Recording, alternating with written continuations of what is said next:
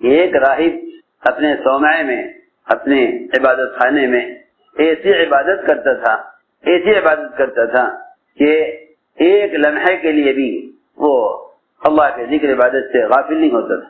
حضرت عمر رضی اللہ تعالیٰ عنہ کا گزر ہوا اس طرف سے، لوگوں نے کہا کہ یہاں ایک راہب ہر وقت عبادت میں مشغول رہتا ہے، فرمایا اسے ہمارے پاس لاؤ۔ تو کہا نہیں، وہ تو کہیں آتا جاتا نہیں ہے، بڑی محنت اور بڑا مجاہدہ اور مستقل ذکر عبادت میں مشغول رہتا ہے۔ فرمایا کہ نہیں، اسے ہمارے پاس لے کر آؤ۔ کہا گیا تو امیر نے بلایا ہے۔ بلانے کی اصل وجہ یہ بھی تھی کہ کسی کو کوئی چیز سمجھانے کے لیے اور کسی غلط سے صحیح کی طرف لانے کے لیے اس کے ماحول سے نکالنا ضروری ہے۔ یہ بہت اہم بات ہے، کیونکہ جب گندے برتن میں اچھی چیز رکھ دی جاتی ہے تو اچھی چیز بھی اس کی گند سے متاثر ہو جاتی ہے۔ اسے دعوت کا اصول ہے کہ تم اپنی دعوت کے ذریعے لوگوں کو منکر کے ماحول سے نکالو، تاکہ منکر کے ماحول سے نکلنا منکرات کی ظلمتوں کو کم کرے، جس سے معروفات پر آنا ممکن ہو۔ امت کا اخراج اللہ کے راستے میں وہ صرف دین کی تعلیم کے لیے نہیں ہے، بلکہ آدمی جہالت سے جب نکلتا ہے، جب جہالت کی ظلمتوں سے نکلے، ایک جہالت ہے، ایک جہالت کی ظلمت ہے، ایک منکر ہے، ایک منکر کی ظلمت ہے، دونوں سے نکلنا شرط ہے علم اور معرفت کے حاصل کرنے کے لیے۔ دونوں سے نکلنا شرط ہے علم اور معرفت کے حاصل کرنے کے لیے۔ معرفت چاہیے تو گناہ کی ظلمتوں سے نکلو، اور علم چاہیے تو جہالت کی ظلمت سے نکلو۔ حضرت عمر کو بلوایا، وہ حاضر آ گئے۔ حضرت عمر کا حکم تھا۔ حضرت عمر رضی اللہ تعالیٰ عنہ اس کے بدن کو اور اس کی محنت سے اس کی کمزوری کو دیکھ کر رونے لگے۔ اتنی کوشش کر رہا۔ حضرت عمر نے دیکھ کے فرمایا کہ مجھے اس کو دیکھ کر رونا اس لیے آیا کہ اللہ رب العزت نے اس طرح محنت کرنے والوں کے بارے میں فرمایا ہے کہ نبی جی آپ کو خبر ہے کہ بہت محنت کرنے والے اور بڑی مشقت اٹھانے والے اور بہت ریاضت اور عبادت کرنے والے اور مستقل اللہ تعالیٰ کی عبادت میں مشغول رہنے والے ایسے بھی ہوں گے جنہیں جہنم میں ڈالا جائے گا، کھولتا پانی پلایا جائے گا۔ یہ حضرت عمر رضی اللہ عنہ نے اس راہب کی عبادت پر کہا، راہب کی عبادت پر فرمایا، کھولتا پانی پلائے جائیں گے اور جہنم میں ڈالے جائیں گے۔ بات کیا تھی؟ بات یہ تھی کہ یہ آدمی محنت تو خوب کر رہا ہے، کوشش تو بہت کر رہا ہے، آیا اس کا یہ عمل محمد صلی اللہ علیہ وسلم کے عمل کے مشابہ ہے کہ نہیں؟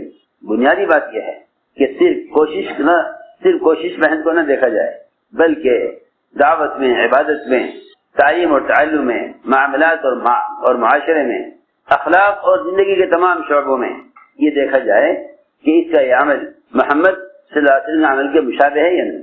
تو میں نے عرض کیا کہ جس طرح اتباع سنت ہر شعبے میں، ہر لائن میں ہے، اسی طرح اتباع سنت دعوت اللہ میں بھی ہے، اتباع سنت دعوت میں بھی ہے۔ ایسا نہیں ہے کہ دعوت چلے زمانے کے اعتبار سے۔ اس لیے حضور اکرم صلی اللہ علیہ وسلم نے ایک تربیت کا نظام قائم کیا تھا، تعلیم و تربیت کا ایک نظام قائم کیا تھا۔ اس زمانے کے رواجی طریقوں نے محمد صلی اللہ علیہ وسلم کے تعلیم و تربیت کے نظام کو رواج نے بدل دیا۔ آپ کے طریقہ تعلیم کے نظام کو رواج نے بدل دیا، آپ کے طریقہ تعلیم و تربیت کے نظام کو رواج نے بدل دیا۔ جس طرح مسلمان کی لباس کی لائن کے تقاضے، کھانے کی لائن کے تقاضے، استنجے کی لائن کے تقاضے، شادی کی لائن کے تقاضے، یہ ان سارے تقاضوں کو رواج سنت سے ہٹا رہا ہے، ان سارے تقاضوں کو رواج سنت سے ہٹا رہا ہے۔ بالکل اسی طرح دعوت اللہ اس کو بھی رواج سنت سے ہٹانے میں لگا ہوا ہے۔ لوگ یہ غور کرتے ہیں کہ سہولت کس طریقے میں ہے، اس لیے چاہیے کہ سنت کی تحقیق کرو نہ کہ سہولت کی، اور سنت بھی اختیار کرو نہ کہ سہولت کو کیا اختیار کرو۔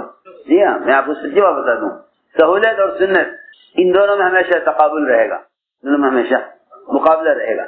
ایک طرف سنت کا طریقہ ہوگا، ایک طرف رواج کا طریقہ ہوگا، رواجی طریقے آسان ہوں گے سنت کے مقابلے میں۔ اس لیے مجاہدہ اتباع سنت کا نام ہے، مجاہدہ اتباع سنت کا نام۔ میں نے عرض کیا کہ حضور اکرم صلی اللہ علیہ وسلم نے ایک نظام قائم کیا تعلیم اور تربیت کا، ایک نظام قائم کیا تعلیم اور تربیت کا، ساری بات کا خلاصہ یہ ہے کہ سب سے بڑا دعوت کے ذریعے جو مقصد ہے اور دعوت کے ذریعے جو چیز مطلوب ہے وہ یقین کا بدلنا ہے. اس یقین کی تبدیلی کا تعلق اصل مسجد کے ماحول سے ہے. مسجد سے متعلق یقین کا سیکھنا ایک ایسا معمول تھا صحابہ کرام کا اور خلفاء راشدین کا کہ جب مدینہ منورہ میں آگ لگی اور پہاڑ سے آگ نکل کر مدینہ میں پھیل گئی تو عمر رضی اللہ تعالیٰ عنہ سب سے پہلے دوڑے مسجد کی طرف.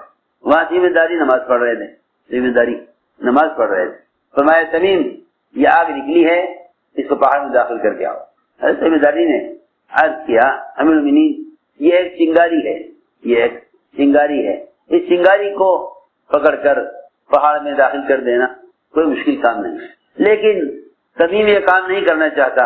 لوگ تمیم کو بزرگ اور تمیم کی کرامت کی وجہ سے اس کو پہچانیں گے, یہ کام کسی اور سے کرا لیجیے, یہ کام کسی اور سے کرا لیجیے. اور یہ عجیب بات ہے کہ عمر رضی اللہ تعالیٰ نے کبار صحابہ کے ہوتے ہوئے یہ کام اس شخص سے کروانا چاہا جو سن 9 ہجری کا اسلام لانے والا ہے. ہماری بات جا کے سننا, سب کو مسلمان ہے سن 9 ہجری, جن کو شاید سال سے بھی کم وقت ملا ہو آج صحبت کا, سن 9 ہجری میں اسلام لے رہا ہے, 10 لاکھ کی وفات ہو گئی. یہ بھی ایک بات تھی, یہ بھی ایک بات تھی کہ مسجد سے تعلق رکھنے والا نیا ہو پرانا ہو, وہ اتنی استعداد رکھتا ہے کہ اگر کائنات میں کوئی آسمانی بلا یا کوئی عذاب آ جاوے تو مسجد سے تعلق رکھنے والا اس بلا کو ہٹا سکتا ہے. اب تو وہ زمانہ ہے کہ اگر خود مسجد پر کوئی بات آ جائے تو مسلمان مجبور ہوگا, یہ کہتا ہے کہ ہم کچھ نہیں کر سکتے. اگر مسجد پر ہی کوئی حال آ جائے, اگر مسجد پر ہی کوئی حال آ جائے تو مسلمان کہتا ہے کہ ہم کچھ نہیں کر سکتے.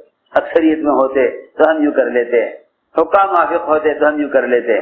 یہ مسجد کو نہیں بچا سکتے. اس زمانے میں ایک سن 9 ہجری کا مسلمان مسجد سے متعلق ہونے کی وجہ سے سارے مدینے کو آگ کے جلنے سے بچا سکتا تھا, سارے مدینے کو آگ سے جلنے سے بچا سکتا تھا.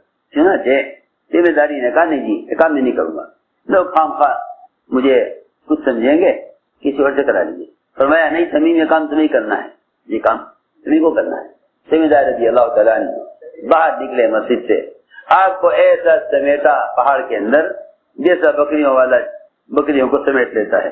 حضرت فرماتے ہیں میں تمیم کے پیچھے پیچھے پہاڑ کے نیچے تک گیا, اندر تک, جہاں تک اس آگ کو سمیٹ کر اندر بند کر کے آئے وہاں تک میں دیکھنے گیا. یہ دیکھو تمیم آگ کو کہاں تک لے جاتا ہے.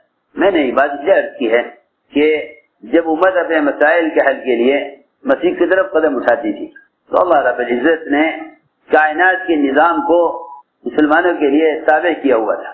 عمر رضی اللہ تعالیٰ نہیں ہے جو آگ کو بجھانے کے لیے بھی مسجد آئے اور دریائے نیل کی عادت کو ختم کرنے کے لیے بھی حضرت عمر نے مدینے سے خط لکھا, مدینے سے خط لکھا. یعنی اگر تیرا بہنا اپنی مرضی سے ہے تو ایک قطرہ بہ کر دکھلا, اور اگر تیرا بہنا اللہ کے امر سے ہے تو عمر تجھ سے کہتا ہے کہ اپنی عادت ختم کر. دریائے نیل کا پانی اوپر آتا نہیں تھا جب تک ایک جوان لڑکی کو مزین کر کے دریا میں ڈالا نہیں جاتا تھا.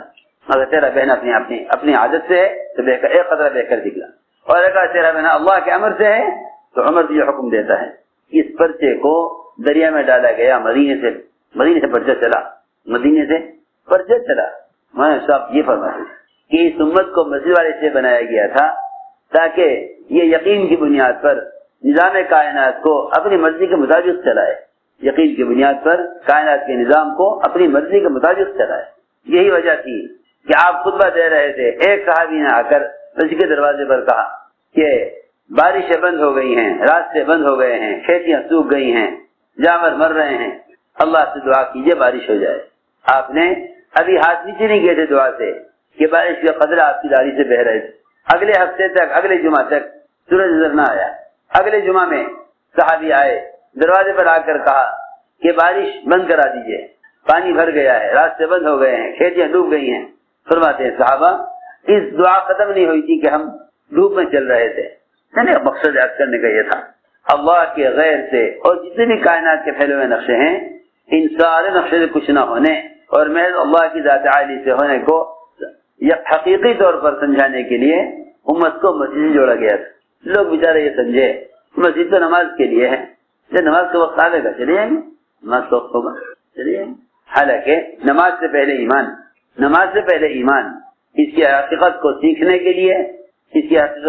کے لیے صحابہ کرام کا معمول یہی تھا کہ وہ مسجد میں ایمان یقین بدلنے کی بنیاد پر جمع ہوتے تھے. مسجد میں یقین بدلنے کی بنیاد پر ان کا مسجد میں جمع ہونا یقین بدلنے کی بنیاد پر تھا. اصل بات یہ ہے